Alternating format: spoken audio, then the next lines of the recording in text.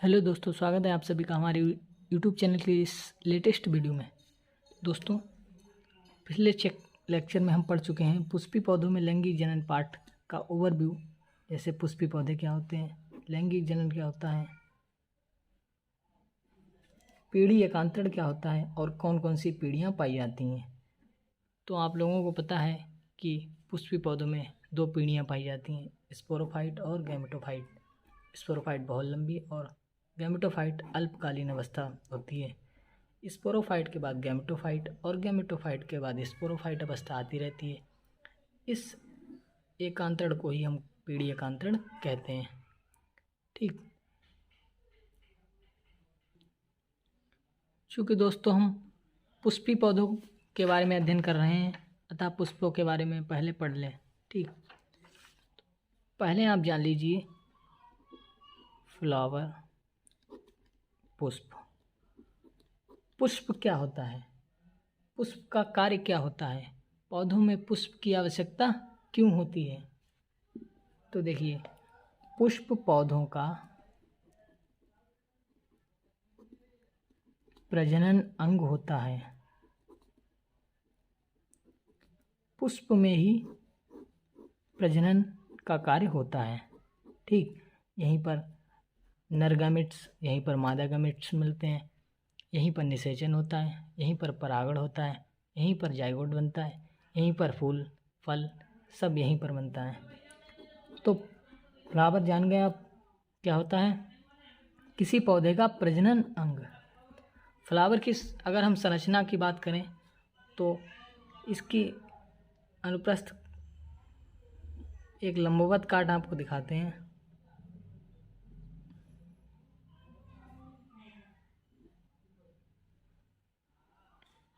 कुछ इस तरह से आपने देखी होगी।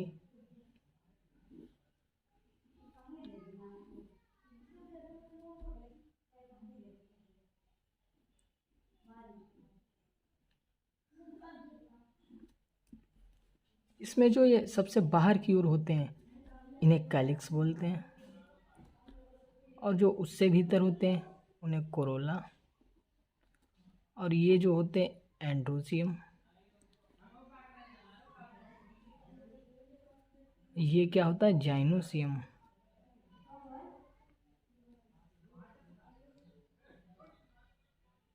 तो एंड्रोसियम और जाइनोसियम सब पुष्प का सबसे बाहरी प्रजनन जो बाहरी अंग होता है वो कैलिक्स, उसके बाद कोरोला, एंड्रोसियम, फिर जाइनोसियम, ये सब क्रम से होते हैं। जो कैलिक्स होता है वो सबसे बाहर की ओर, कोरोला उससे भीतर, एंड्रोसियम उससे अंदर और जाइनोसियम सबसे अंदर। जो पुष्प में प्रजनन अंग होते हैं, नर जननांग एंड्रोसियम और जाइनोसियम क्या कहलाता है, मादा जननांग।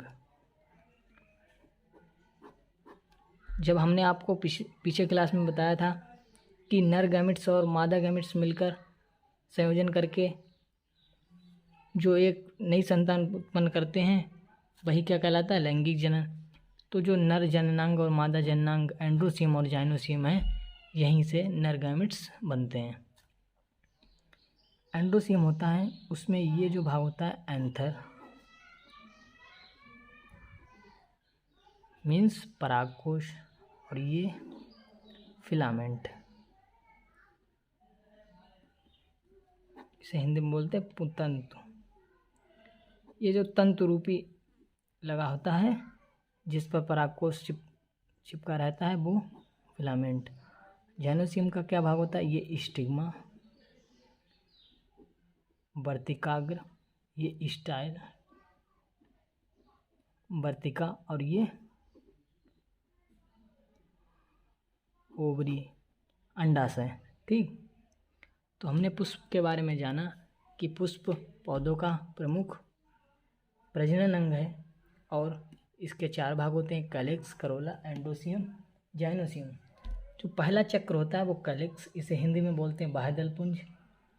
इसमें अनेक सेपल्स होते हैं, सेपल्स मतलब बाह्यदल, जैसे आपने पुष्प की बाहरी को बाहर से देखा होगा, जो बाहर ग्रीन कलर के होते हैं उन्हें कैलिक्स बोलते हैं, और जो पंखुड़ियाँ होती हैं वो कोरोला। ये दूसरा चक्र है। तीसरा चक्र है एंड्रोसियम, ये जो होता है ये नर जननांग होता है। और चौथा चक्र है जाइनोसियम, इसे मादा जननांग बोलते हैं। इसमें पुंकेसर होते हैं और इसमें स्त्रीकेसर। ठीक, तो ये जो एंड्रोसियम और जाइनोसियम ये नर जननांग तथा मादा जननांग कहलाते हैं, और कैलिक्स करोला ये सहायक जननांग कहलाते हैं। ये परागण में सहायता करते हैं। कैलिक्स, कोरोला, एंड्रोसियम, जाइनोसियम, ये फ्लावर के पार्ट है। नंबर 1, नंबर 2, नंबर 3, नंबर 4 ये क्रम से होते हैं पुष्पों में। कैलिक्स बाहर की ओर, कोरोला अंदर, जाइनोसियम उससे अंदर, एंड्रोसियम उससे अंदर और जाइनोसियम उससे अंदर। तो जो कैलिक्स होता है इसमें सेपल्स होते हैं और इसमें पेटल्स। एंड्रोसियम में क्या मिलेंगे? पुंकेसर, और जाइनोसियम में स्त्रीकेसर। ये दोनों क्या होते हैं? जनन। एंड्रोसियम को क्या कहते हैं हम? नर जननांग, और ये मादा जननांग।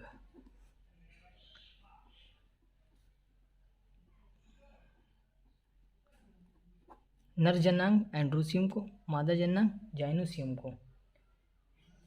इन दोनों चक्रों को क्योंकि ये सहायता करते हैं परागण में, तो इन्हें हम सहायक चक्र कहते हैं, और इनका कोई विशेष काम नहीं होता है, केवल ये सहायता करते हैं, पुष्प की सुरक्षा करते हैं। और ये जो होते हैं ये तो आवश्यक होते हैं।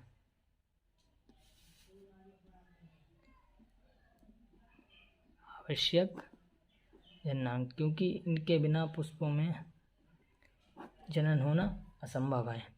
ठीक, तो पुष्प की संरचना हमने जान ली कि पुष्प के 4 भाग होते हैं: कैलिक्स, करेला, एंड्रोसियम, जाइनोसियम। कैलिक्स, करोला सहायक चक्र, और एंड्रोसियम और जाइनोसियम आवश्यक जननांग होते हैं। अब हम विस्तार से जानेंगे पुष्प के नर जननांग अर्थात एंड्रोसियम के बारे में। एंड्रोसियम के कितने पार्ट होते हैं? 2 पार्ट होते हैं। पहला क्या होता है? एंथर, और दूसरा फिलामेंट। एंथर को हिंदी में बोलते हैं परागकोश, फिलामेंट को पुतंतु। पुतंतु का कार्य क्या होता है कि केवल इसे रोके रहना, इसका कोई विशेष कार्य नहीं होता है। ठीक, सब मेन काम एंथर का ही होता है, पूरा खेल एंथर का ही है। इसी से नर गैमेट्स बनेंगे, इसी के अंदर परागकण बनेंगे। तो देखिए, हम एंथर के बारे में अलग से पढ़ते हैं। क्या होता है एंथर परागकोश? एंथर या परागकोश पुष्प के एंड्रोसियम चक्र का एक भाग है, और एंड्रोसियम क्या है? पुष्प का एक चक्र। तो एंड्रोसियम चक्र का एक भाग है। पुष्प का एंड्रोसियम चक्र इस तरह से कुछ होता है। ये जो कहलाता है ये फिलामेंट, पुतंतु, और ये होता है ये परागकोश। तो हमें एंथर के बारे में पढ़ना है, परागकोश के बारे में पढ़ना है। ये जो परागकोश होता है, अगर इसे हम इसकी अनुप्रस्थ काट देखते हैं तो कुछ इस तरह से दिखाई देती है।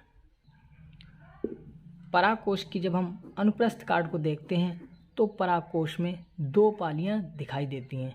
इस तरह का परागकोश होता है, एक पाली इधर की, एक पाली इधर की, और एक पाली इधर, अर्थात इसमें 2 पालियां होती हैं।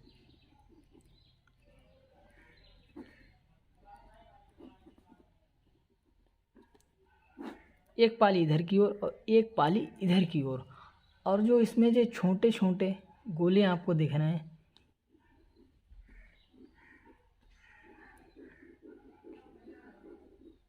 इन्हें बोलते हैं हम पॉलिन सैक। क्या बोलते हैं? पॉलिन सैक या सूक्ष्म बीजाणु धानी। ये बहुत इम्पोर्टेंट है। सूक्ष्म बीजाणु धानी कैसे बनती है, क्या होती है, इसे हम आगे वाली क्लास में बताएंगे, पर ये कहाँ पे होती है ये जान लीजिए।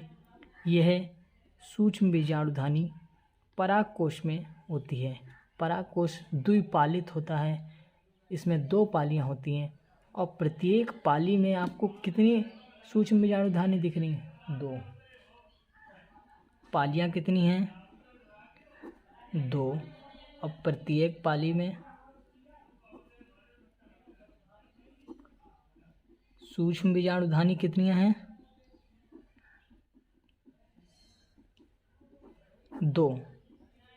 तो परागकोश में ये पूरा परागकोश, इसमें कितनी हो जाएंगी? 2 गुणा 2 बराबर 4। देख लीजिए आप, 1 1 1 1 2 3 4 4 परागधानियाँ पाई, सूक्ष्म बीजाणुधानी पाई जाती हैं। इन्हें हम पॉलिन सैक के नाम से भी जानते हैं और सूक्ष्म बीजाणुधानी भी कहते हैं। माइक्रोस्पोरेंजिया, सूक्ष्म बीजाणुधानी को माइक्रो स्पोरेंजियम कहते हैं। तो आप सूक्ष्म बीजाणुधानी याद रखेंगे। इस सूक्ष्म बीजाणुधानी कहाँ पाई जाती है? पुष्प के एंड्रोसियम चक्र के एंथर भाग में। कितनी होती हैं? 4। सभी आवृतजीवी पौधे, आवृतबीजी पौधे, आवृतबीजी पौधों में 4 ही परागधान सूक्ष्म बीजाणुधानी मिलेंगी। जितने भी आवृतबीजी पौधे हैं सभी में 4 परागधानी मिलती हैं, परंतु मालवेसी कुल के कुछ पौधे हैं,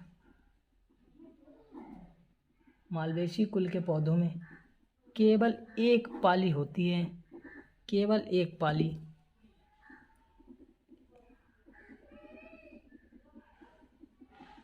इसमें 2 पाली होती हैं और इसमें 1 पाली। 1 पाली का मतलब क्या है? 1 पाली होगी तो कितने माइक्रोस्पोरेंजियम होंगे? 1 और 1 2। ये आपको इम्पोर्टेंट फैक्ट याद रखना है।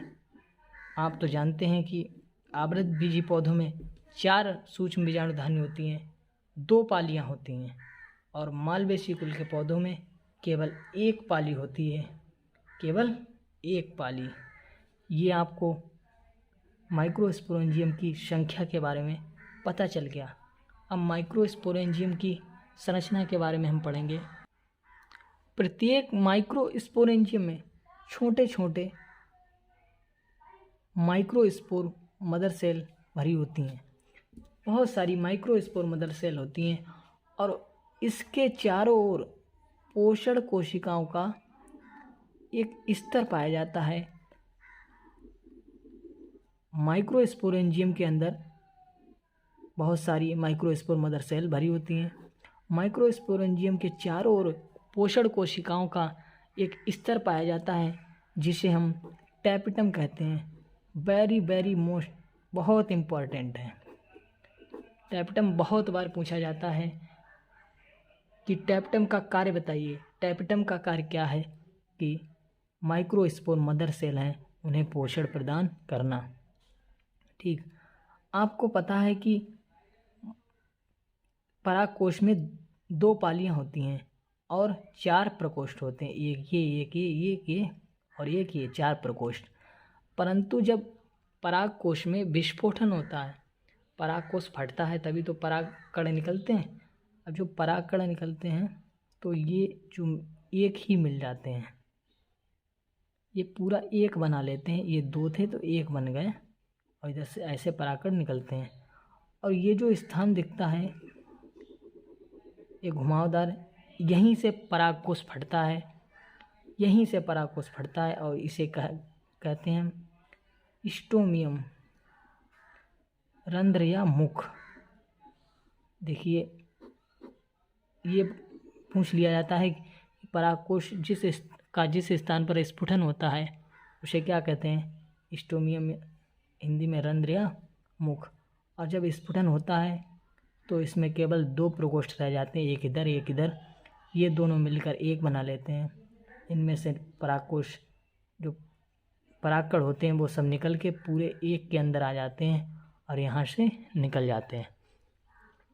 तो आपने सीखा कि माइक्रोस्पोरेंजियम कहाँ होती है, परागकोश के अंदर। इसमें बहुत से माइक्रोस्पोर मदर सेल भरे होते हैं जिनके ऊपर टैपेटम का स्तर होता है जो माइक्रोस्पोर मदर सेल को पोषण प्रदान करता है। और परागकोश जिस स्थान पर फटते हैं उसे स्टोमियम कहते हैं।